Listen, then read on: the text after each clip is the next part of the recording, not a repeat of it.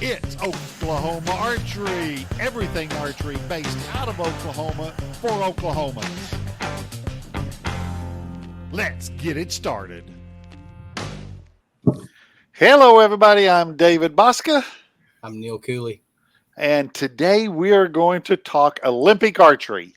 We have what I'd call a local hero in Olympic archery, the matriarch for Oklahoma Olympic archery, recurve archery, a former guest of the show, Mr. Tom Stevenson. Hello, Tom. Hey, Dave. Hey, Neil. How are you? I'm good. Tom, patriarch of Olympic archery. There you go. I said matriarch, didn't I? There you go. You're building me up. You're building me up. Okay. Yeah, we're going to put you on that pedestal because let's be real, what I know about Olympic archery is what you've already told me. Other than that, I like watching it, but I don't know any more than that. And I've got a feeling most of our listeners are the same way. So let's educate everyone, but let's start with just a quick rundown of Tom Stevenson. Okay, so I've been doing all this stuff in Olympic archery since I was like eight years old. So forever, so more than 50 years. My wife, Kathleen, and I, we also coach. We also compete. We still compete. Competed when we were younger, compete now. Now's the over 50-year-old masters division we compete in. So we still go to all these competitions. And we see all these Olympic recurve shooters all the time now. We see them at all the national championships. We see them at the USAT national ranking events. We see them half a dozen times a year. So it's great to do that. We also coach a team, JOAD, Oklahoma Storm JOAD team. We've got great young archers that actually on Tuesday and Wednesday are going to be heading to Albuquerque for the JOAD Outdoor National Championship as well. So we shoot, we coach, we're involved in this. We see it all the time and love to fill you in on a lot of it because it's different with Olympic recurve than it is with compound. So there's a lot of that. So we can talk about it. Yeah, absolutely. And I'm going to throw this out. I have picked Tom's ear and his brain and different things. Tom might not mention it, but folks that don't know, Tom is an engineer by trade also, and he has put his stint in with Easton Archery. So when he says something, you better listen. Yeah, I did work for them for about 10 years back in the 80s and 90s and helped them design a bunch of different arrows, including the X10 arrow. George Tekmachoff and I was a two-man development team on that, and took 4 years to figure that out. And that's still the top #1 arrow out there for Olympic archery, which is fun to see it all these years later. So that's a darn good feather in your hat. Yeah, it's fun. Yeah, very fun. So what do you want to know about Olympics, Dave and Neil? Well, let's just start with the basics. Okay. Tell us what their bow is different than the normal bow you see on a range. So it's an Olympic recurve bow. So it's a bow that's got a curve in the limb. So it's not like a long bow. It's a recurve bow. So it's got a curve in it. And the further you pull it back, the heavier it gets. Most of these Olympic hopefuls that are out there now and competitors, like top #1 for the USA man is named Brady Ellison. He's probably shooting somewhere between 50 and 53 pounds, which means at full draw, that's his holding weight. So the recurve bow doesn't have a let off. It just, the further you pull it, the heavier it gets. Typically every inch of extra draw, it goes up 2 pounds. So his let off holding weight is probably 52 pounds this year.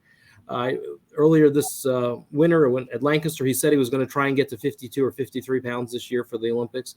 I don't know exactly where he is, but it's close to that. That's a lot because he shoots probably, last I heard, he was shooting 2,100 shots a week. That's a lot. Golly. 300 That's like 350 shots 6 days a week. That was his training schedule last I heard. We can talk about some of the other shooters as well, but that's a lot of arrows. And that's what these guys do week in, week out, month in, month out to really be in shape to try and do this. So it's pretty much all you can do. That's all they're doing is shooting arrows. It's unbelievable. All right. Since we're talking about shape and arrow count, compound guys, we can go out and shoot 30, 60, 80, 90 arrows and skip a day or two and then go back and shoot. Yeah. Can recurvers shoot 350, 200, whatever, and take a little time off and still be able to do that? They can, but they'll lose feel. they'll really lose feel. Most of them take 1 day off a week.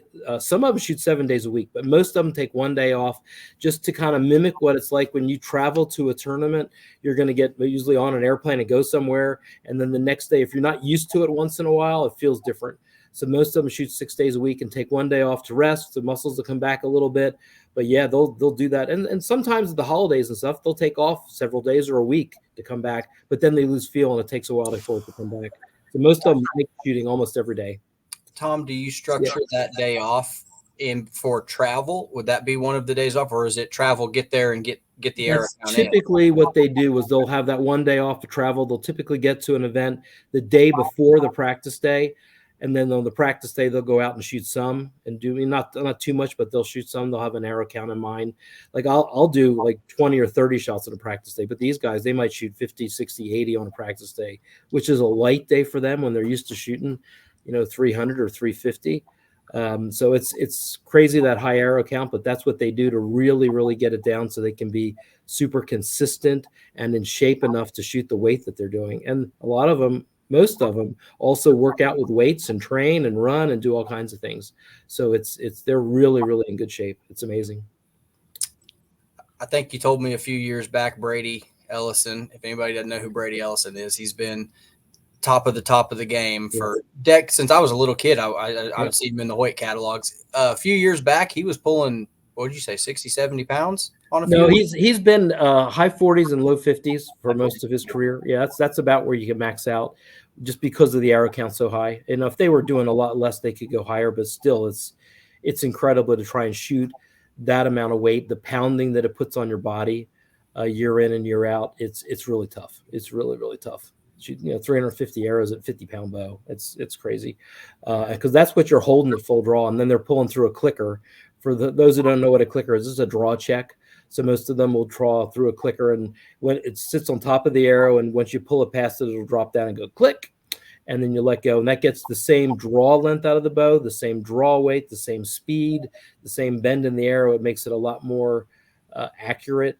But it also is something you're reacting to, so you don't have to decide, okay, I'm going to let go now, like the barebow guys have to deal with it, which is hard. It's really hard to do that. So it's a reaction. But everyone at the Olympics will be using a clicker. Everyone is using a sight. Now the sight, the equipment variations is you can use a sight, but you can't use a lens. You can't use any optics. That's one of the things you can't do. You can't use a peep sight. So they're looking right by their bowstring and trying to line it up on their bow or their sight to have a kind of like a rear sight, so to speak. They're lining it up, but you're not allowed to have a peep sight. You can't have optics with magnification as well. So it's some of those things they would love to have, they can't. The Olympics is all under the International Olympic Committee. There's about 200 countries in the world that have Olympic level athletes, and you have to be, for a sport to be in the Olympics, you got to keep at least 100 countries at a world-class level to be able to have competition. About 4, 5, 6 years ago, wrestling fell down under 100, and they actually were down to 85 countries. They got put on probation, and then they couldn't get their count of countries at world level up, and so they got moved out of the Olympics, and they were one of the original founding sports. So it's all at the Olympic level. It's all a big logistics deal because they have spots for 10,000 athletes and 5,000 trainers and coaches, and that's it. They got how many beds, how many places do they have? Some of these Olympic venues, they'll bring in cruise ships to try and have enough places for people to have beds and such. In Paris, you've probably heard some of the things because it's in a couple of weeks now they're going to be going in Paris. They've built dorms, and they decided to be eco-friendly for the dorms, so they don't have air conditioning. They decided on purpose not to have air conditioning in the dorms. So a lot of the countries are bringing in portable air conditioners so their athletes will have air conditioning in case it's too hot. So it's there's all kinds of things that they have to try and deal with. But so it's a whole deal there. But yeah, it's a big logistics thing. So for a new sport to try and come into the Olympics, it's a big deal. It takes we tried to get compound archery into the LA Olympics for 2028. And as a demonstration sport, and they had 7 sports that were up for it, and only 2 spots got in, and compound archery did not make it. And it was just like, oh my goodness, everyone was devastated when they didn't get put in there that way. But so it's hard to get in, and when you're in, you have to try and stay in. and you can't add any additional places. So for archery in the Olympics in Paris, there's 128 spots. There's 64 men and 64 women spots, and those countries have to qualify those spots. And it takes, it's basically the last year has been qualification. Starting at last year's World Championship, countries could qualify spots to go to the Olympics. And this year, you can send a maximum of 3 men and a maximum of 3 women. You have to try and qualify those spots. This year, USA qualified 3 spots for women and only 1 spot for men. It's the first time we don't have a full men's team going since archery came back into the Olympics in 1972. So it's devastating for the U.S. to not have sending a full team. So Brady is the #1 ranked archer. So he's going for the U.S. He'll be shooting individually. He'll also be shooting in mixed team. So the #1 ranked woman, which is probably going to be Casey Caulfield, will team up with Brady in the mixed team competition, and they'll shoot against all these other countries in mixed team. But you'll also have women's team, which is the top 3 women. So we're sending 3 women to Paris. That's Casey Caulfield, that's Jennifer Martinez Fernandez, and it's also Catalina Noriega. And it's the best women's team we've probably had in the last 16 years, 20 years, something like that. They're really good. Casey is #1 ranked women archer in the world right now. So she's going to have a fantastic opportunity for both an individual medal, for a women's team medal, and then hopefully a mixed team. So one of those we hope they come back with. It's tough, incredibly difficult competition as well. We can talk about some of the format and what they go through and stuff like that as well. Just wanted to, don't let me go too far, so I'll just keep talking all day. You know, that was good. I stopped you. We was talking about the bow itself, and yes. but you went on into it. The one thing we didn't talk about was stabilizers. Yes. Are they allowed stabilizers? Absolutely, they're allowed stabilizers. Most of them will have one long stabilizer out the center of the bow. Most of them also shoot a V-bar. Some of the V-bars are mounted on the bow. Some are tilted back level. Some are tilted back slightly down. Some have a little extension, 3, 4, 5 inch extension, so the V-bar is slightly front of the bow. Some will have a top stabilizer, but most of them will just have ones in the middle, and then a sight that's extended 8 to 10 inches forward of the bow. And again, no optics, but they'll have a sight. Either some have a round hoop, some will have a sight pin, and that's what they go with. Most of them are shooting, a lot of them are shooting the X10 Easton carbon arrow, carbon with aluminum tube in the inside. Some shoot an all carbon arrow, but at one way or another, they got some type of a carbon arrow or AC arrow. The X10 arrow has won all the Olympic gold medals since it came out in 1996. So it's been a real streak going for that. And most of them will be somewhere between, say, 190 feet a second and 215 feet a second. That's most of them will be, the women and the men. So it's nothing like the 250, 300, 350 per second that compound bows can get. And they'll be shooting 70 meters, which is 76 yards. So think about that. If you're on a football field, or they're at the 24-yard line on one end of the field, you're shooting at the other goal line. It's a big deal there. And that's the target faces they're shooting on is 122 centimeters. That's basically a 48-inch face. It's the real big face with the gold, red, blue, black, and white. So that gold is about that big. It's about 9 inches. 10 ring in the middle of it is about the size of a softball. So it's about a 4.5-inch 10 ring. And most of them are trying to hit the 10 ring more than half the time to try and really compete at the high level. And they've got wind, so they're aiming off for the wind and drifting arrows in. They might get, a few inches of drift or 5 or 6 inches of drift, or if it's blowing hard, it could be 10, 12, 14, 16 inches of drift.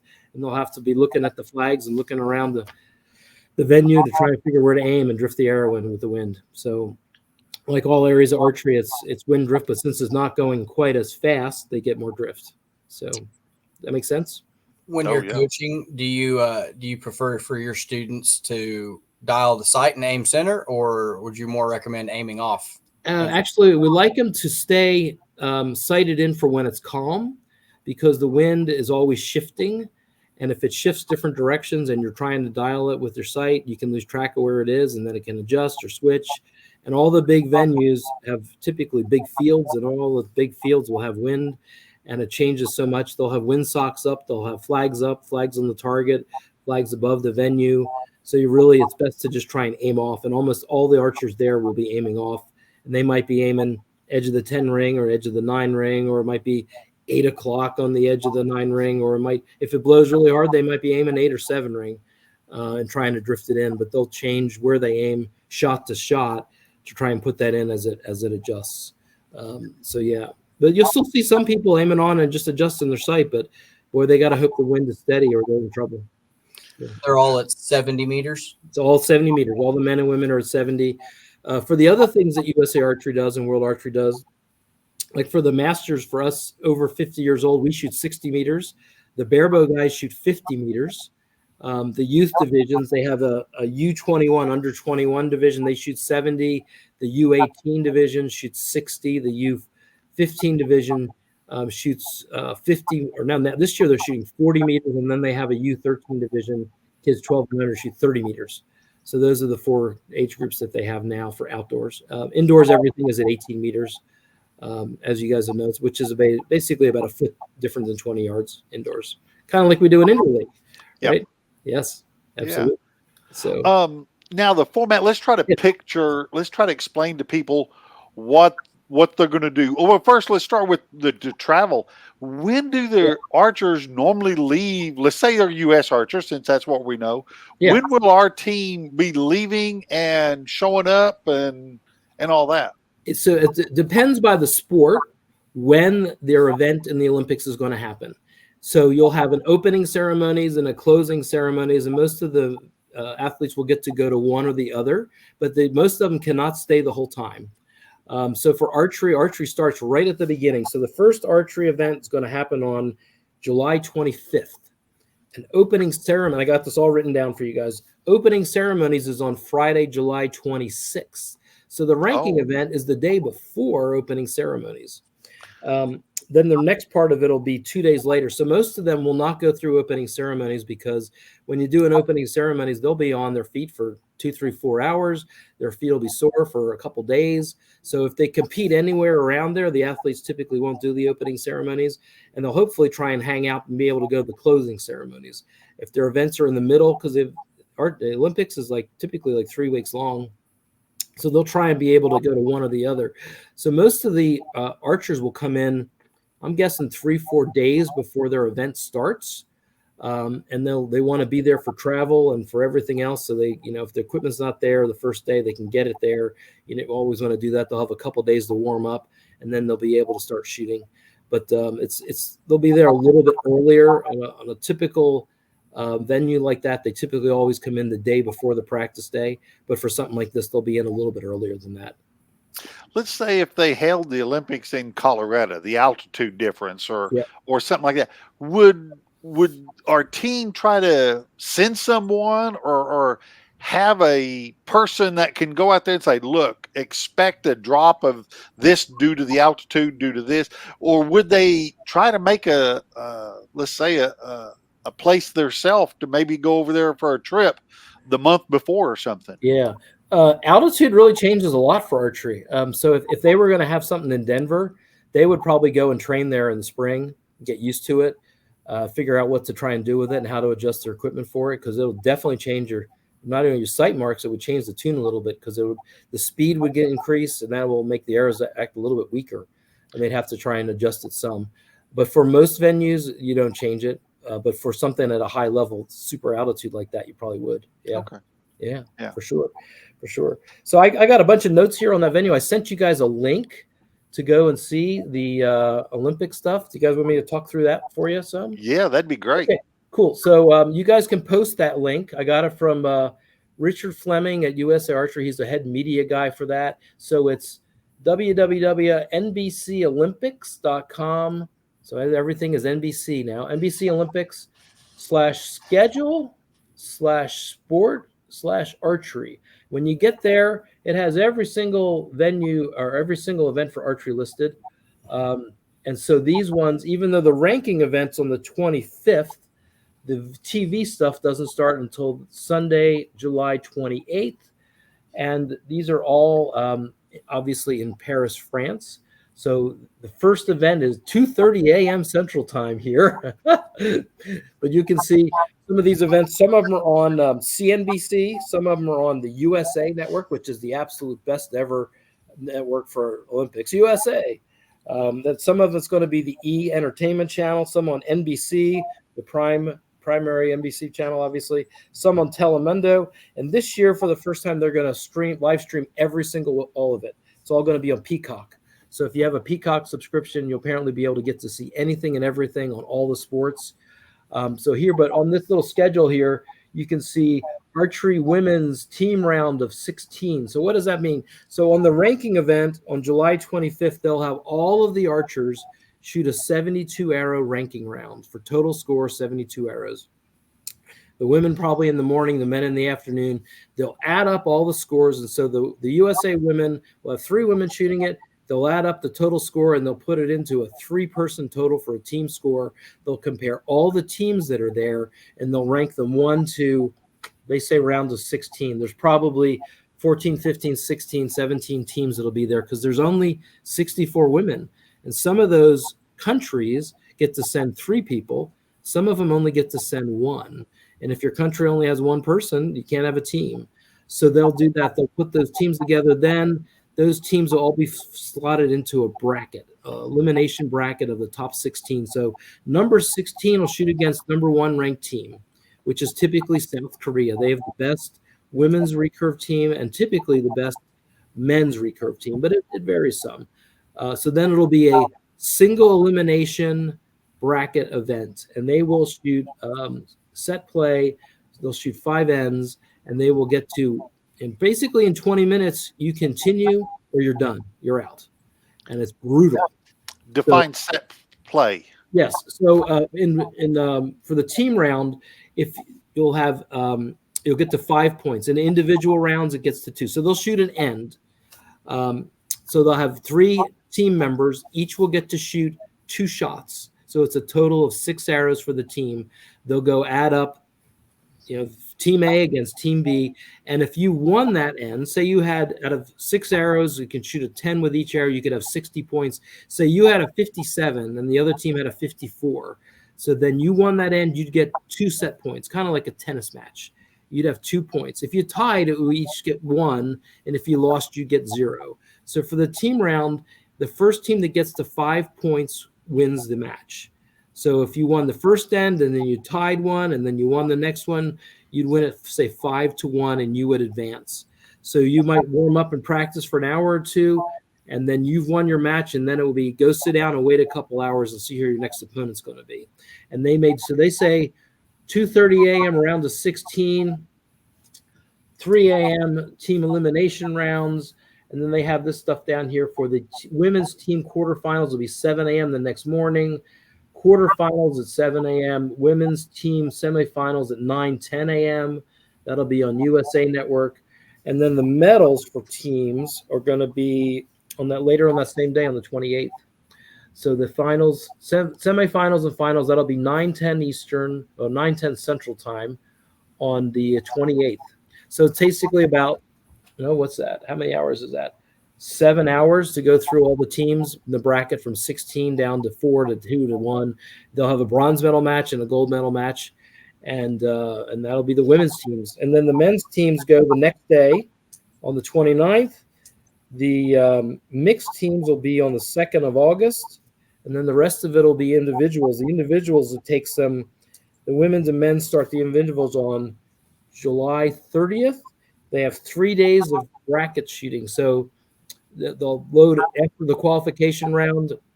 They'll rank all the individual men and women from 1 to 64. Number 1 will shoot against number 64. That's and again, this will be a set play, so it goes to 6 points. And typically, it'll be 4 or 5 ends. They'll shoot either 12 arrows or 15 arrows, and you can continue, or you get to sit down for 4 more years. It's just brutal. So the qualifying rounds that you said at first, that goes for team and individual. Yes, they use it for both. Okay. They use it as a ranking. They'll put the 3 individual scores together for a team total score, but they also use it individually to rank all the way. And sometimes, so they'll have 64 men and women spots, but they also, the IOC has been known to add 2 or 3 or 4 people here or there. So, for example, this year we've heard there was no one who qualified from the Bahamas, And so they're just sending like one woman archer from the Bahamas there. And there was someone from one of the areas of Africa that they didn't qualify any archers. So they're sending someone from there. I don't know if it's on the men or women's side, but there's 3 or 4 extra people that they like to have people from each continent for each sport, and for men and women to try and to add it in. So there's 64 men and women spots, there's probably 3, 4, 5 extra people there. After the qualification round, they'll seed the top 64. So those other people that don't make it will not get to continue, will not to shoot in the matches. And then the men's and women's eliminations, that takes 3 days to go from 64 men and women down to the medal round. And the medal round for the women is on August the 3rd, and for the men, it's on August the 4th. And you'll get to see, you can look that up on the schedule here as well. And I think I was looking at it where that was. And the way that comes down is typically, if there's going to be a USA athlete in the medal round, then they'll put it on NBC. And if there's no USA athlete in the medal round, then it'll come up on the USA Network or on one of the other channels, the E channel or something. So and all that broadcasting is done by continent. So there's the broadcaster here in the US is NBC. In Europe, it's a different one. In Asia, it's a different one. In Japan, it's a different one. So each one of those countries and areas get to look at that and stream it different. So all that thing is available. But if say it's showing in Japan, if one of the Japanese archers is there for the finals, they'll probably have that on primetime coverage for each of the sports where there's one of their athletes is there. So they break it down by country that way and have it. I know the last 2 Olympics, one of the best archers that we've had, Rick McKinney, who was like a five-time Olympic medalist, I believe. He's had 2 silver medals, but he had team medals as well. He did the commentary for NBC, and they were on. He told me they were in New York City in a studio doing the broadcasting for the Tokyo Olympics. So they didn't actually get to go there, but everything was fed in, and they were doing the commentary remotely that way. So they'll have. I haven't heard if he's doing it again. He's done the last 2 Olympics with a color commentator, and then they have an archer has a lot of history and can speak it well as well. So it's a kind of interesting to see that, because it sounds like they're right there in the stadium watching, but no, they're in a studio in New York City doing something. So it's kind of fun. And it's kind of exciting to see as well. I know Casey Caulfield's dad, a friend of mine, Rob Caulfield, he's been doing a lot of posting this week. They went and trained at a club in Philadelphia, a little club called Pendel, which is outside of Philadelphia. And they did an event here this last weekend. I grew up in Pennsylvania, so I remember shooting at that club when I was a kid. And I remember they had a field course that was lit with lights. They had 14 field goals targets. We'd go down there Wednesday night in the summer and shoot field at Pendel under the lights. It was so cool to go out. And so they have an outdoor target range, and they were there this weekend. So Casey was there this weekend. And I think both of the women with her, so the 3 women, had all been training at Lancaster, at the facility at Lancaster for the last few weeks. And I think they all went down together to Philadelphia to shoot together. So I hear the women's team is really close, really tight. And it's the highest hope we've had on the women's side for quite a while. So it's going to be exciting to see. But again, these matches will be over in 20 or 25 minutes. So it's just brutal. It can just change on a dime. And if it comes down and if they tie 5-5 on set points, then it goes to a 1-arrow shoot off.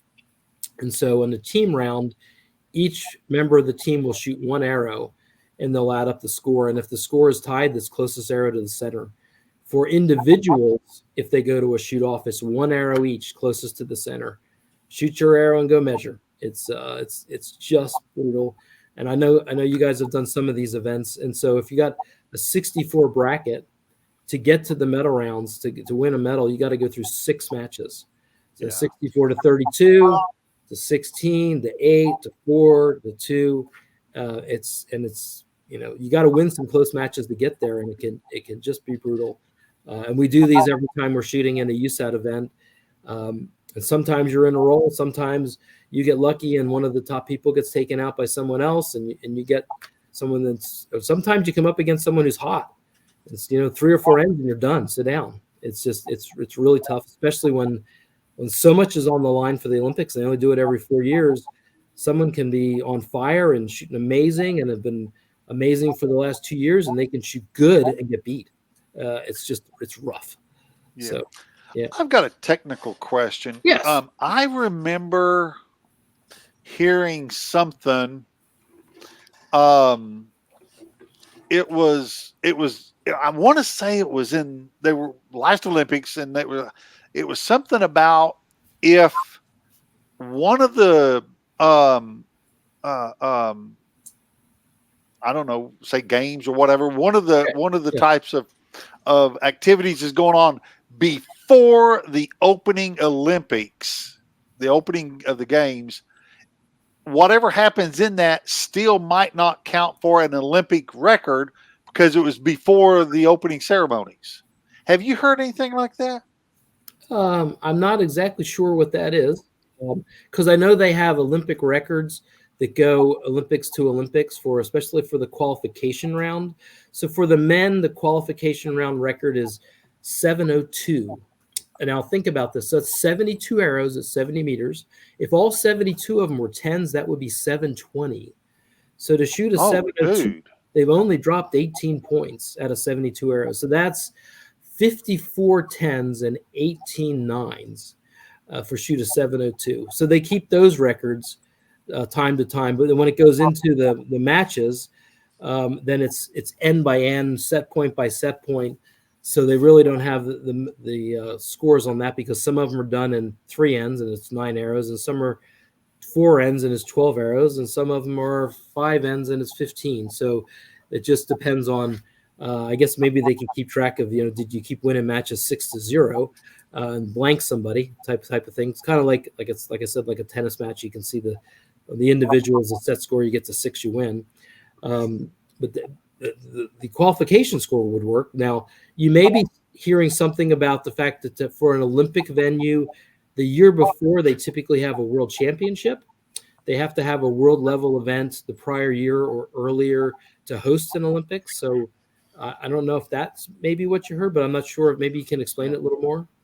Well, it just there's something about at the Olympics, if your sport does something before the opening ceremonies, it won't count as an Olympic record. I don't because know. I didn't know. Maybe since the ranking round before the opening ceremonies, we'll have to see if that's the case this year. Yeah, I wonder if I just had earwax in or something. I don't know. It could be. I mean, so World Archery is the organization that handles everything for the Olympics for archery. So they, every sport, every country has a member to World Archery. They changed everything about a year and a half, 2 years ago, to go from, it used to be you had 4 minutes to shoot 6 arrows.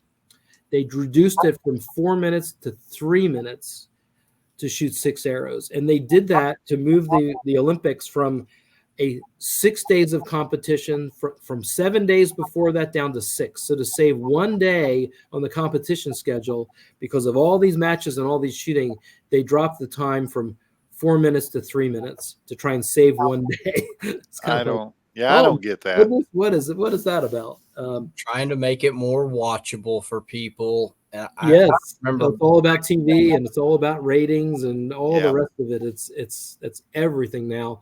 Like like we talked about, archery didn't get in for compound for LA, and they picked flag football, right? So wow, it's so that means there's 100 countries that need to have flag football. Yes, think about it. That'll be by the LA. We'll see. Okay, first of all, so by LA in 28, that's going to be a demonstration sport. So that means they've said it's going to be in. It'll be in as a demonstration. By the next Olympics, which would be 4 years later, so by 2032, they'll want to have it in as an official sport. So they'll have to have 100 countries playing flag football at a world-class levels by 2032 to have it be in, which is, 8 years from now. So they're trying to grow football gigantically to make that work, because they do these bids. They bid for these Olympic Games 7 years ahead. It's quite. Isn't that called rugby? I guess so. I guess so. It's kind of amazing. I've seen some of those presentations for site biddies to cities to bid to get these, and it's unbelievable what they roll out, and they spend millions of dollars, and the cities will spend billions to have these events, and hopefully those countries underwrite them because most of them lose money. The Los Angeles Olympics that was in 1984 was the last time an Olympic Games posted a profit, and they actually had a profit of about $40 million, and they took that 40 million and spread across all the Olympic sports, and each sport got about $1 million grant. And USA Archery still has that in a foundation that they've put in and kept growing it. There's only 10 sports that still have any money left from that. The rest of them spent it all. So hopefully what they'll do in LA in 2028 was do what they did before, use a lot of existing venues so they don't have to build a bunch of buildings, and try and run it to the point where it's either break even or they have some money left to help towards Olympic level athletes, because USA is the only country in the world that's not government funded for the athletes. It's all funded by sponsorships and what each archer can get for sponsorships, or what they're paying themselves to do, or as well, like, you got McDonald's is a corporate sponsor for the Olympics, and so is UPS, and you'll see all those big Olympic rings on anything. They protect them amazingly. Last I heard, it was $10 million a year to be a corporate sponsor for the Olympics in the US. That's what it was that those companies are paying. So it's big money, and they protect it well. Well, just like what you're saying there, the LA Olympics, they've already announced that the softball is coming to Oklahoma City. Yes, it's an unbelievable thing. Softball will be here, and the canoe kayak venue will be here. That's right. And it's a big time deal. They had that. You guys have seen it, obviously, but it's the top venue in the country for it. And it's amazing to see that stuff has been here. And I think because they didn't have anything, what I've heard, close to it in the state of California, they were looking around the country, and they decided to come here for the crew and canoe kayak stuff that they do, and the whitewater stuff. And so they decided, well, softball, the best venue in the country is the softball venue where they have the World Series for ladies here. So they're doing both of them. It's an unbelievable get for Oklahoma City. Unbelievable get for Oklahoma City. And as for an athlete, I would want to make sure that I could attend the beginning or the end to still go see all of it, then fly to Oklahoma. Yeah. It'll be fun to see how they position the dates there. So in other words, are those athletes going to go to an opening ceremony in LA, or are they going to have a mini opening ceremony here in Oklahoma? That will be really interesting to see how they try and do that. And I haven't heard those details. I know that this stuff's been under works for probably a year or two, but they just announced it. So it'll be fun to kind of see how that is. But that's an unbelievable thing for Oklahoma City. It's off the charts for Oklahoma City. Yeah, definitely world stage. For sure. So let me kind of look over some of the other things I had written down for you guys. So it's on a bunch of different channels. So CNBC, USA, NBC, Telemundo, and then everything streaming on Peacock. And it's going to be starting, the coverage will be from the 28th of July all the way through August 4th. And you can look for the women's team, women's individual, mixed team. So that's one man, one woman for each country. And then individual men and individual women. And again, there's like 200 countries. So you'll see countries from all over the place for that as well. And they shoot 70 meters for archery and a 122 centimeter face. So if you've seen one of those big whitetail targets, they're typically 52 inches round, and they put those big targets up that covers almost the entire size of that. It's the same target you use for a 900 round. They just do it at 70 meters. So the gold is worth 9. In the center of the gold, there's a 10 ring worth 10, and there's a little X in the center of that in some events they use as a tiebreaker. They won't use that here for that. What else we got? Oh, so for wind drift, we talked about it. They'll be aiming off and drifting those arrows in. And so a lot of those guys, depending on where the finals venue is, a lot of times they'll have a big stadium or venue that they're shooting the event in. And then for the finals venue, it's a separate area. So sometimes those separate venues for the finals matches are windier. Sometimes they're in a bowl or at the end of a stadium, and sometimes the wind is just circling and it drives them nuts. So some of these countries will put a spotter at the finals venue, and they'll have another spotter at the main field, and they'll be over there practicing. And when they come over to the finals venue to shoot, they don't get any practice shots. They start a match. And so the spotter will keep track of where everyone's first arrow is to figure out on the main field with the wind where they were aiming for it, and then how much different it is on the finals venue.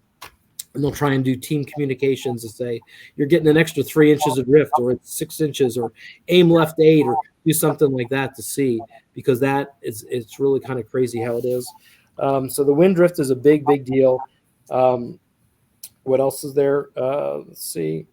Again, we talked earlier about some of the practice and training schedules for some of these guys. Like I said, Brady Ellison, last I heard, was shooting about 2,100 arrows per week. That's about 350 arrows a day, 6 days a week. I heard Casey Caulfield was shooting a regimen of 3 times a day. She was a morning practice session, an afternoon practice session, and then an evening practice session.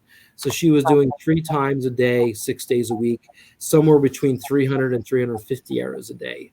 So that's just, think about it when you're shooting all those arrows every day. And she's been doing that for several years, trying to be a tip-top shape. And that's our understanding, is that the South Korean shooters shoot more than that. A lot of them shoot 400 to 500 arrows a day. And that's one of the things I was going to fill you guys in on. So in South Korea, this has the best men and women's archery program in the world. They passed a tax law so that corporations can donate up to $10 million per company for training for Olympic level athletes. So a lot of these big corporations in South Korea will have an archery team. And now they have golf teams, because golf is an Olympic sport now. So last we heard, there was more than 90 Korean archers that were making in excess of $100,000 a year shooting on corporate teams in South Korea. That's unbelievable. It's awesome for them. Yes. It's a shame for everyone else that we don't have that. Yeah. Yes. So it's they have all kinds of corporate events, and they have a ton of archers at a very, very high level.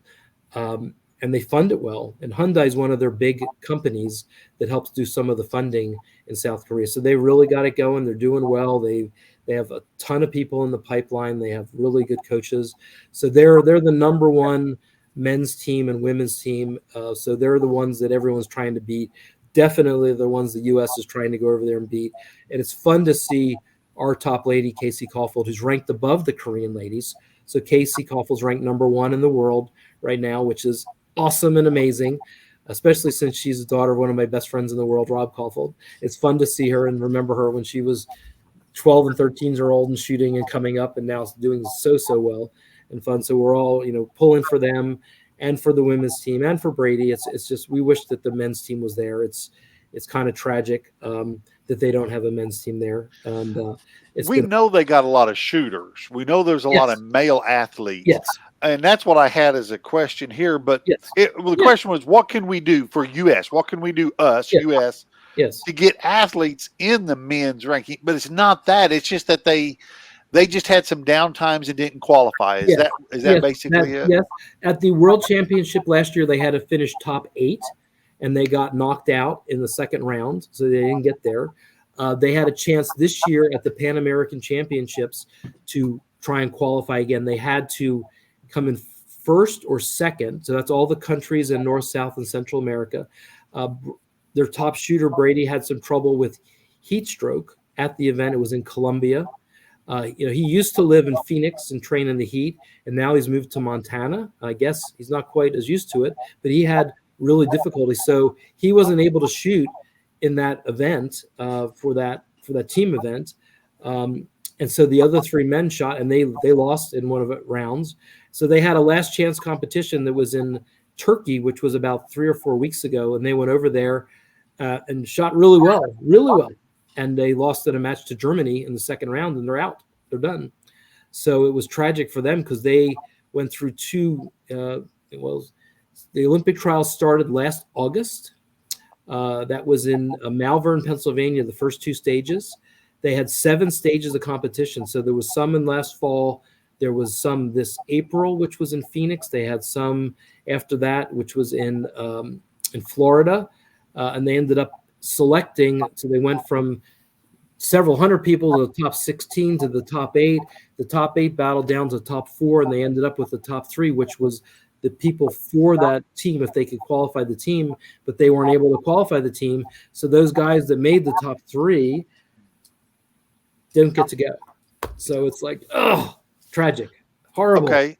Horrible. In this scenario, yes. Let's say, God forbid, something happens to Brady. Will number 2 get to go still? Yes, that's right. Okay. So it's not that his name's in the books and nothing can change. And if, okay. So it's you qualify a spot for your country, and then each country has a ranking type system to figure who's the top person to fill that spot or those spots that they get. Okay. So that's and Brady was far and away the number 1 U.S. archer, and his first Olympics was in 2008, and then they in 2012 in London, the U.S. men's team won silver, so they were the second best team, and then 2016 in Rio de Janeiro, he ended up getting a bronze individually. So he's been one of the top ranked people in the world for 12 years now. It's unbelievable to see that. And it's been elusive for him to try and get a gold medal. That's his big thing. He's won everything else in the world. He hasn't won a gold medal. He's won a silver in the team, a bronze in individual. So he's on a mission to try and get that gold medal. So hopefully he can. Let's talk about how good this man is. Let's talk about Vegas a couple years ago. Yes. He went to Vegas with a recurve bow and shot a 900. I never thought that would ever happen. I thought maybe one day somebody would shoot a 300 one day. He shot a 900. Unbelievable. Think about that with a recurve bow. It's it's amazing when someone shoots a 297 or a 298. It's an amazing feat. But to do a 300 is unbelievable. To do it 3 days in a row it's insane. Recurve bow and fingers and no scope sights and no peep sights, and it's amazing to see. Unbelievable to see. How big an arrow was he allowed to shoot? 23s and under? In Vegas, he was able to shoot a 25. Okay. For World Archery indoors, the maximum size arrow you can have is a 23-15 on the recurve side. And then outdoors, they're shooting an X10. So those are the 3 types of arrows you can shoot. But yeah, he was shooting a 25, I think a 25-12 that day in Vegas. Yeah. Neil, you went to Vegas. Did you get a 900? Not close. Not even.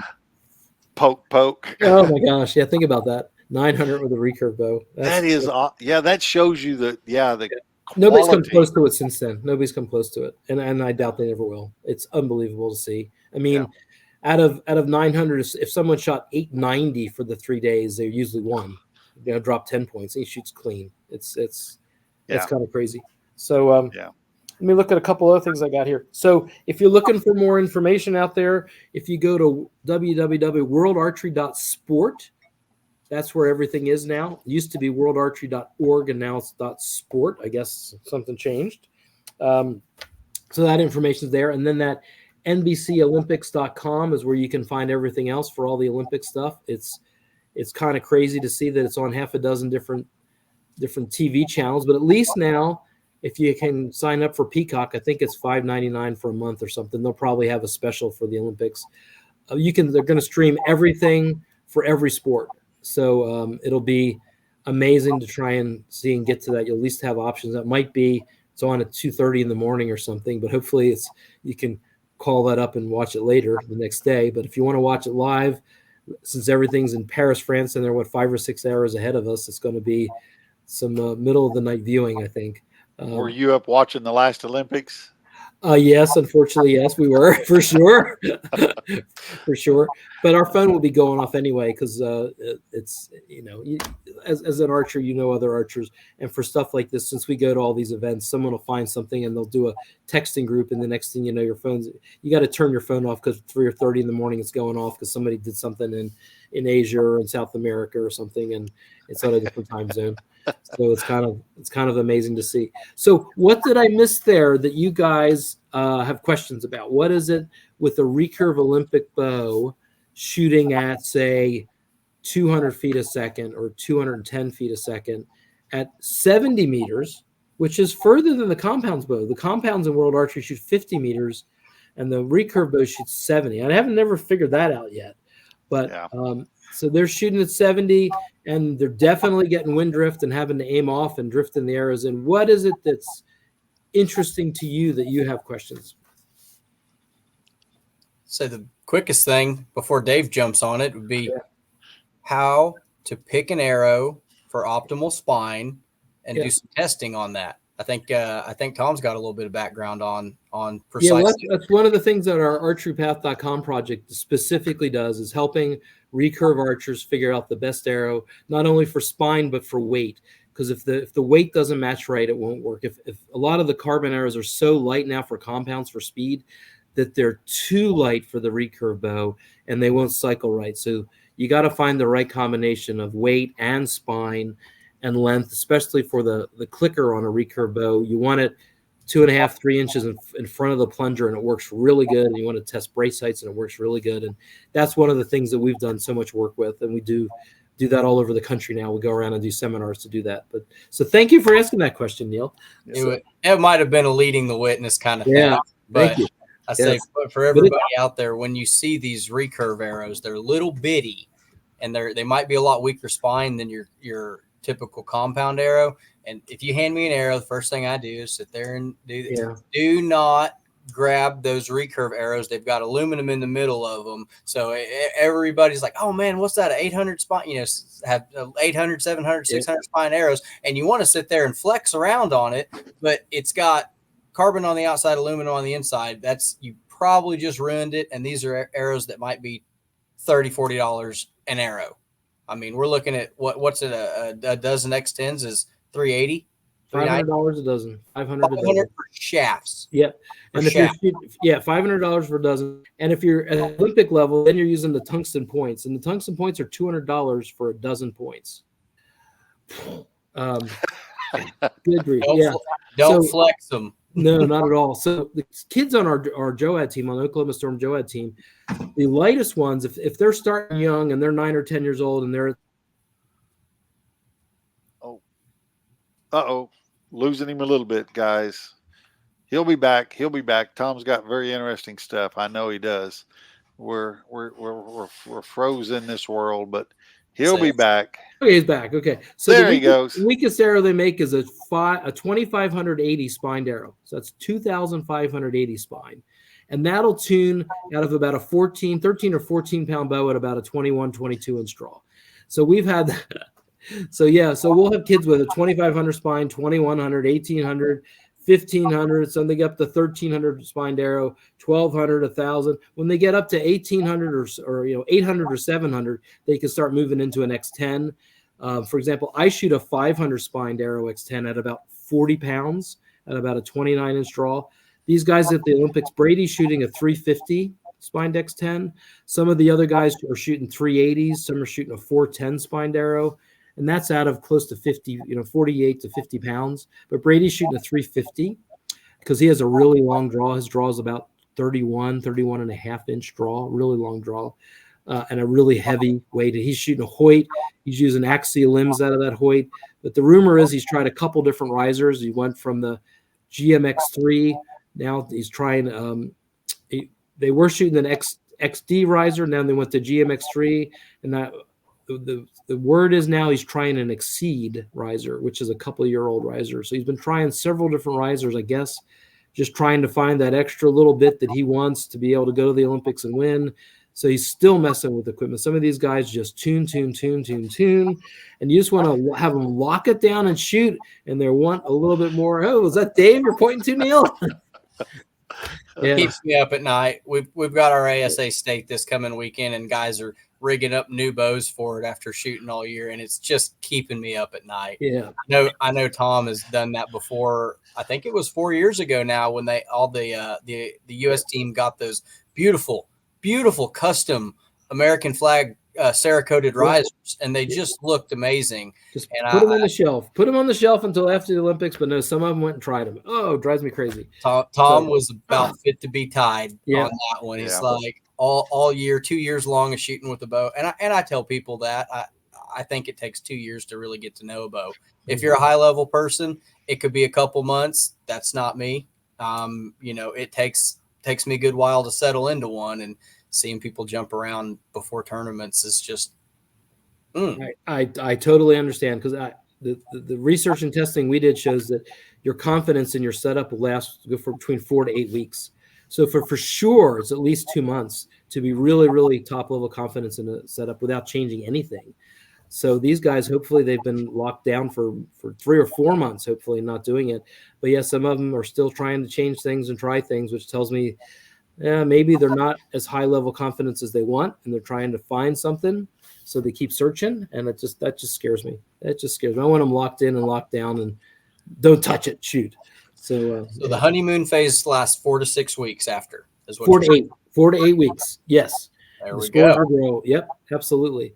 So that's what you want to do, Neil. Even whatever you're doing, just lock it in and shoot it, and get your confidence in your setup. I took a little weight off my bow this morning. I went up to Kansas Friday night, shot their state championship Saturday, drove 8.5 hours down to Texas, shot theirs Sunday. And the last little bit, I just ran out of gas. The bow was 10.7 pounds. It's a little heavy for anybody. It's a little heavy for me. And we just couldn't hold it up at the end of the day. So I think I got between 2 and 4 ounces off of it, and I switched from a back bar that was 14 inches down to 12. Wow! Trying to get a little bit of that like final push, just getting it to sit and stay, because I was getting I was pushing it to make it go off, because I just wanted to not execute on the back end. So pushing forward, scooching left. I'm like, maybe a shorter bar, a couple less ounces there, a couple less ounces of weights. Let's lighten it up for the heat of July. Wow! So, and we're fine. 10-pound bow is heavy, no matter what you're shooting. Yeah. Heavy. It's back to 10.4. I got it under 10. It just wouldn't sit. And I put another one on there, and it was 10.1. I put another one on the back, and it was 10.4. So that's where we're at. Yeah. And we can talk about us, Neil, you and I, changing, doing this or doing that. Tom is still shooting the same bow, the same arrows, the same. When we go indoors, he's like, oh, yeah, this is the ones I shot for how many years or whatever. Tom is, he's too good at knowing what works, and I will not change. Yeah, my current outdoor bow, I've been shooting with this setup for probably about 3.5 years, but I've messed with it for the 2 years prior to that, so it's probably about 5 years old. And I've tried everything with it, get everything just the way I want it. Just once you finally able to get it working, just shoot it. The indoor setup that I go to, these arrows I've been shooting for 2 years. That's really, really heavy 600 grain indoor arrows that I'm shooting out of my recurve bow, and just lobbing them in, hoping it doesn't hit the ceiling, pretty much going down there, that you guys have seen in indoor league. So yeah, once you get it working, just shoot it. Once you get it working the way you want it. The hard part's doing it the way you want it. Speaking of arrows and stuff, we talked about the X10s and the diamond. Yeah. A thing I always tell people is take an ink pen apart. The inside of that ink pen is pretty close to what they are. Yeah.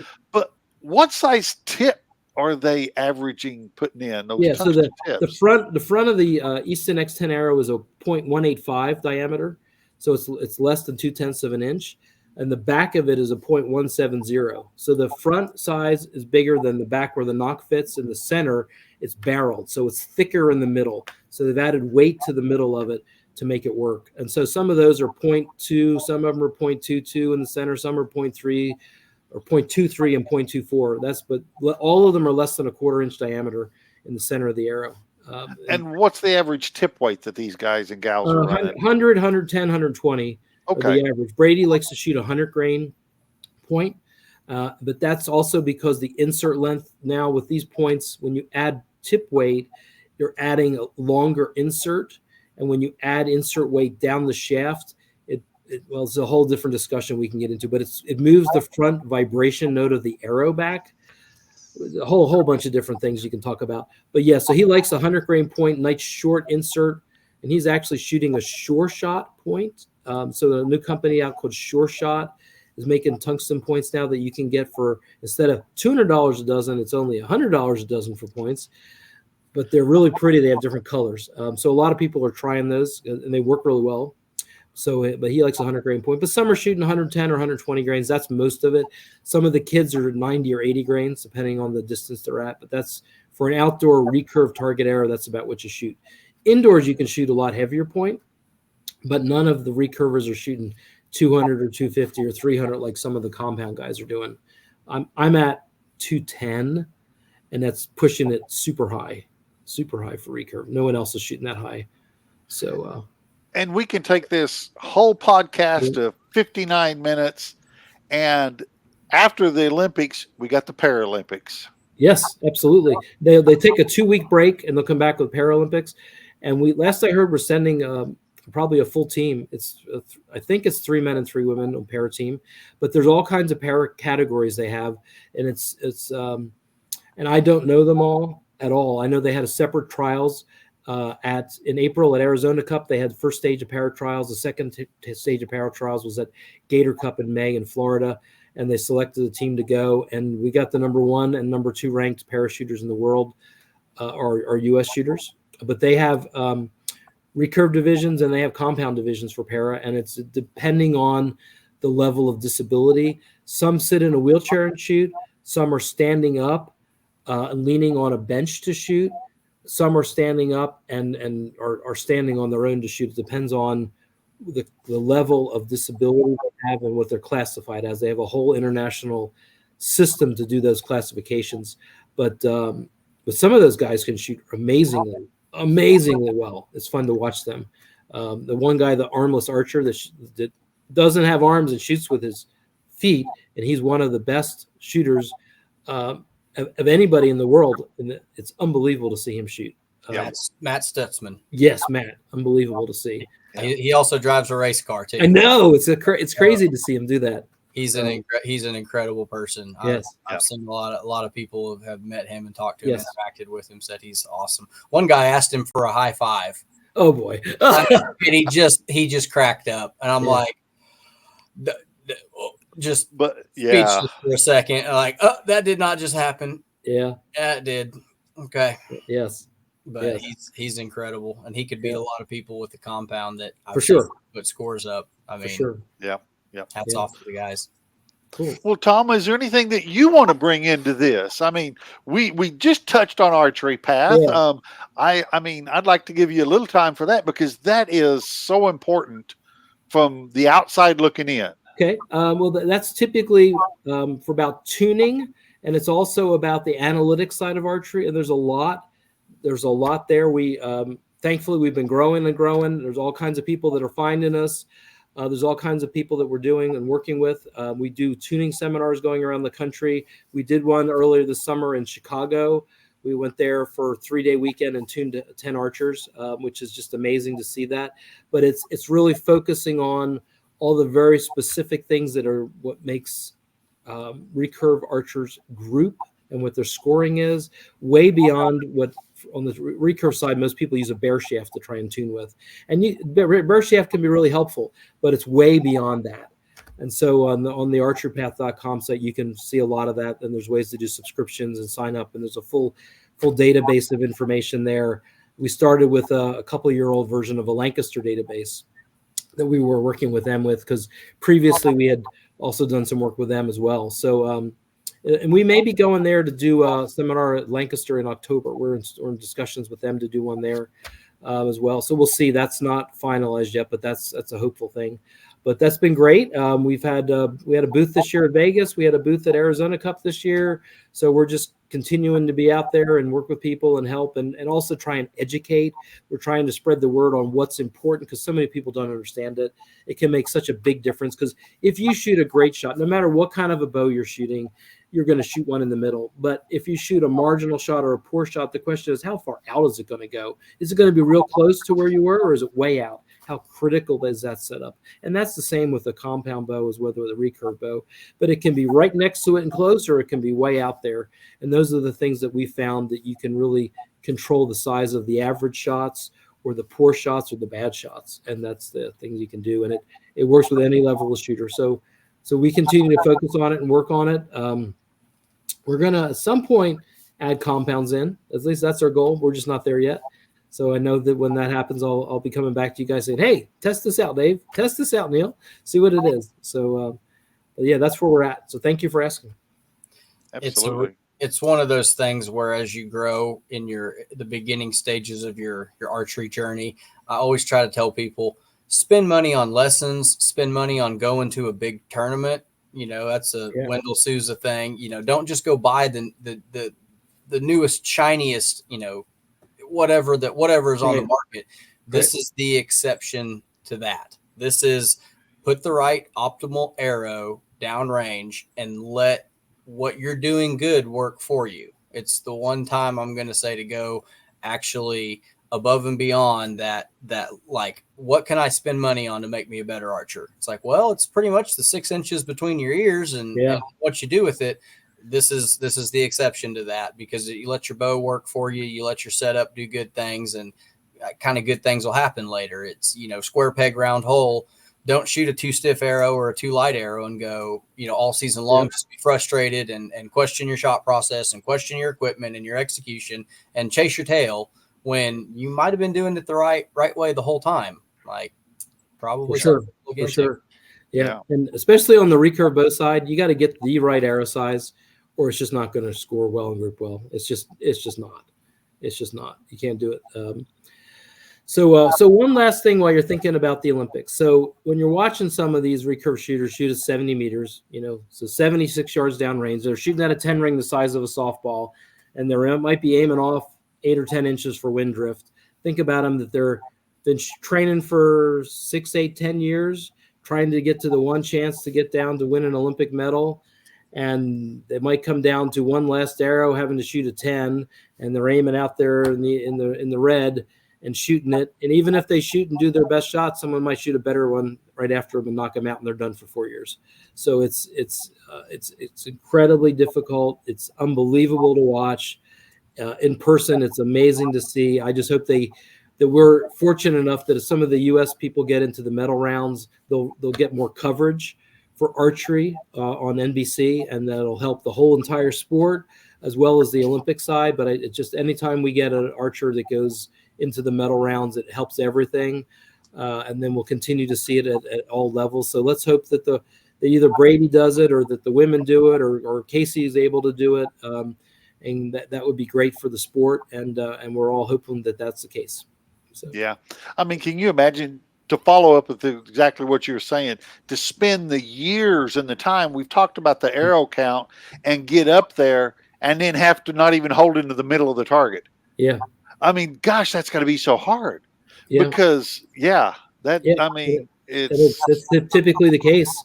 And especially when you're practicing in one venue, when you walk into a finals area, another one, that you can't even see the other people over there, and the wind's different, and you got to do your first shot for score without any practice and say, okay, I'm going to aim over here, right edge of the 9 ring. Let's see where it goes, and then adjust to aim the next one, and they got 20 seconds per arrow to shoot in the finals venue. Speaking of adjust, yes. Can they move their sight during the matches? Yeah, they sure can. Okay. But most of them will just aim off, because it's most of them will just aim off. Because of what you mentioned earlier. Yeah, they might be aiming, 2:09, and they shoot an arrow and it feels like a good shot and it drifted. So then the next one, if it didn't aim far enough out, they might be aiming 2:08 ring or 2:07 ring or something. Either that, or they might be aiming dead on and see where the first one goes and just say, okay, here we go, let's see where it is, and then they're going to aim off after that. So yeah, it's scary, but they all got to deal with it, and they've got 20-second an arrow. When they get to that level, it's alternate shot. So for individuals, it'll be a whistle blow. Archer A from France or something is shooting. He's got 20 seconds to shoot that arrow. When the arrow goes off, the whistle blows. The next archer's got to be ready to go, and you got 20 seconds to shoot. So they'll have that arrow knocked and loaded, and they'll watch their opponents shooting. And when they shoot, they'll get ready and they'll pull up. Because if they pull up and say they have to let down, they don't get extra time. So they've got to find a way to shoot that arrow in 20 seconds and shoot and keep going. So it's all geared for TV. It's all geared for a TV match. It's all geared to be visually appealing and have great competition. And it's brutal. Back in the day, they would come out holding bow and backup bow. If something went wrong, they could go grab it. Now no equipment failures. They can have a backup bow. No, there's no time. 3 years ago, 2021 Tokyo Olympics, one of the top archers had his limbs blow up in a match, and he walked back to get his backup bow and came back up to shoot it, and he had to try and all do it in 20 seconds. He didn't get the arrow off, lost the match. He was out and done. So yeah. Oof. Yeah. Well, let's hope our spotters are doing well and can give some team help to the first shots. Yes, absolutely. Yeah. So very cool. Well, Neil, Tom, we don't need to keep you. I want to talk to Neil a little bit about the ASA championship coming up and some of the things he's got going for that. Cool. We'll do. Thank you guys. I appreciate it. I hope it was helpful. Again, put that link up there for the NBC side and maybe help people find stuff. Right. Thanks, guys. Absolutely will. Thanks, Tom. Thanks for your time. You betcha. We'll see you. Neil, I wanted to go over just kind of a general what's going on this weekend and where do people need to be? Time frame. We're starting at 9 a.m. The gates open at the Oklahoma City Gun Club at 6 a.m. I want to give you the address because we're going in the opposite gate as normal. There's a side gate you can get in. Normally for archery, we're using the top. Let's see. The address is 12465 Northeast 234th Street to the Oklahoma City Gun Club. That's the entrance, not on Hiwassee Road that normally you can get to the back of it. So we're going to have a registration right up there. You go through the big gate, says Oklahoma City Gun Club on the top. You hook that first left. Registration will be in the big building. I've got lots of volunteers. Thank you to everybody that's reached out on volunteering for either Saturday or Sunday. We got people just to wave you in the right direction. We're going to have you register. Pre-registration is still open. We're going to shut that down probably Thursday or early Friday. So we're at 150 right now. That's awesome. Yeah. Awesome. 84 last year, pre-registered 150 as of about an hour ago. So sorry about that. No, it's good, man. It's been, I think the number to beat early on in the season was 132 was what the money line was. So we're over that. I'm hoping we get 50 walk-ups and sniff 200. It's been a great year. I got to go to Kansas and invite everybody this weekend. We drove all the way down to Texas and invited everybody up. You know, got to show them support because if you're not going to travel to their state tournament, why are you going to turn around and ask them to come to yours kind of thing? So we put some miles in. Me and my buddy Dakota Hubbard just road tripped it all weekend. So that was good. We're trying to do as much spotlighting as we can on our vendors and our giveaways. Choctaw Archery is raffling off a Hoyt Stratos and a Matthews title. G2, our good buddy Ryan Thomason's has given us a Darton sequel 31 or 33 axle to axle.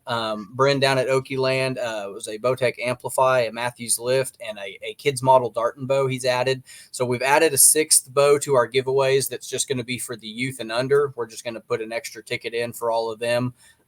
Nothing to do on that. It's just straight giveaway, no buying tickets or anything for that. So 5 of them you can put tickets in for. 1 of them is just for the youth and under. That's an Okie Land kind of drawing. And then we've got sets of strings and hopefully some targets and hats from everybody. We've got some odds and ends. We had Mobile IV Hydration out of Texas came up with a stabilizer mount LED light. Probably doing some maybe it's like some pig hunting at night kind of thing, or shoot your bow when the sun goes down. I don't know. So we've had a whole bunch of people, kind of bring stuff to us. We've got some sets of arrows and stuff like that. So we'll have all that set up at the registration thing. We will be running the Genesis wheel, the stationary one and the spinning one for everybody that wants to get some last minute raffle tickets, or you can just buy them. We'll have a table set up there. We'll shuttle you down. We're going to use the lower parking for as much of it as fills up, but I think there's only about 40 to 50 spots down there. Once that fills up, we'll have people directing traffic and we'll have some shuttles lined up. We've got the hydration station already booked. Kelly and Mark White are going to come up. Just the weather's supposed to be beautiful. It's supposed to be between 85 and 90. I got that down to say, Neil has done so much for ASA in this year. He has even contacted Mother Nature and has less than 90-degree temperature forecasted for your state ASA. Man, Neil, I don't know how you pulled it off, but that's awesome. Yeah, sometimes God smiles on you. I mean, it was supposed to be 104 in Kansas this weekend, and we got out before it hit 95. So we got we got lucky, and in Texas too. Texas in mid-July can be dangerous. It was 93, 94 when we got out, so maybe we'll keep the good weather rolling for one more day. I'm ready to land this plane. I'm ready to put it to bed. I can't. There's one more free giveaway too. I seen it on Facebook. Chris Hammond. Yes. Yeah. Shout out to good buddy of ours, Yes. Chris Hammond, friend of the podcast, been on with us a few times. We've got somebody in our archery family that's going through some medical and financial hardships right now, and Chris came to bat on that one. He's donating donating to Matthew's lift. That's out of his personal stock, just to try to do everything we can to support our friends and family in the archery community. So hats off to him. We're gonna have him also. He'll be set up with a booth. We've got the X team from Jeff and Gail Steele out of Arrowhead Archery. They're going to come cook for us. They're going to be there on site helping. And the kids are actually doing a fundraiser where they will write your name on the raffle tickets before you put them in for the different drawings. So if you got lazy all year and didn't take a pen to them, you can pay them to do that for you. Just hand them a pile. They'll put your name on them and give them right back to you. So I want to thank Jeff and Gail for supporting the ASA this season as well. They've been cooking for us all summer long, and they'll be there. They'll be there this weekend. Y'all get off the range and get you a burger, get you a dog, get you something to drink, and hang out. You don't have to shoot and go home. If you want to come back Sunday and hang out and talk to people, and the gun club's going to be doing some, I think, the long shot challenge or the buffalo challenge where it's a couple of targets long range. So they're going to have some stuff. We'll have the Genesis wheel and all kinds of fun stuff. So come hang out. I want to do my best to make it an event, not just come shoot your bow and go home and wait for scores to get posted later. Come see everybody. We're all in one place and we're all coming here to do the same thing. So appreciate everything everyone's done this year. We'll have people to wave you down to direct traffic towards registration. That's my biggest thing, is just getting people to the line. We will print out all the pre-registration stuff. So it's a one-page, sign your name, hand your money over, here's your cards. And then you'll go directly from there to the bow chronograph station. So we're going to be chronographing everybody. This is your official notice. State championships. This is a standard issue practice. Check them early, check them often, check them before you come, check your front back bars, make sure you're under the 12 inches compliance rule. That's something that we want to make sure that we're enforcing fairness in all the competition. So those classes that have to be. Yes. So please be aware of that ahead of time. My biggest fear right now is having somebody that didn't know, and you never want them to show up and be unprepared, but it does happen. We know that. We've all been there. I showed up to a US Archery with gold tip X cutters, and they're like, I don't think that's going to fit through this hole. I'm like, well, let's give it a try. We'll see if we can squeeze one through there. But man, I'm so ready for it to be over. And then the weekend after that, we've got Arkansas State, and then right back to the gun club for the Triple Crown Championship. And then Coleman after that. So another 2.5, 3 weeks, and I can, get ready for deer season, broadhead, state 900 meeting, all that stuff. So it's been a good one. It has been a good long one. Time to take and recharge your batteries, doesn't it? Time to get ready for indoor season. I didn't say that. I did not say that. Well, you don't have to get ready for indoor season. You are indoor season right now, dude. I got to get ready for it, man. I need a new pair of shoes. Man, there's just so much to do. I got to get them broke in. I shot all indoor in my cowboy boots just because they're the flattest on the bottom. I didn't feel like I'm at full draw up here tree topping or lean, swaying in the wind. So cowboy boots for indoor. It's what Kyle Douglas does. Kyle wears them all the time. He's out there shooting ASA in flat bottom boots. If they work, they work. That's pretty much it. Yep. We forgot to ask Tom if they were going to do a league. Y'all keep your ears out. They might do another league this winter. I was going to try. We need to ask all our guests before we let them go, not only what their setup is, but what events, so we can add them to those master calendars. Good point. Yeah, that'd be a good thing. I'd pull it up right while they're on here and add them. But if anybody out there has dates for tournaments that you want on the Oklahoma Archery Podcast master calendar, just shoot us a message, shoot me a text, drop us a comment. We'll do our best to let everybody know where the shoots are and where we're headed. That sounds good. Well, close to 1:20. Hour and 20. I mean, minute and 20. Wow. We put a lot of information in a minute. Well, Neil, that's all I've got, bud. How about you? Nope. That's come shoot right. state or don't. We've done all we can to get you there. What time Sunday do you feel that you'll have the final group off the range? You have any idea? I would estimate hopefully before 2.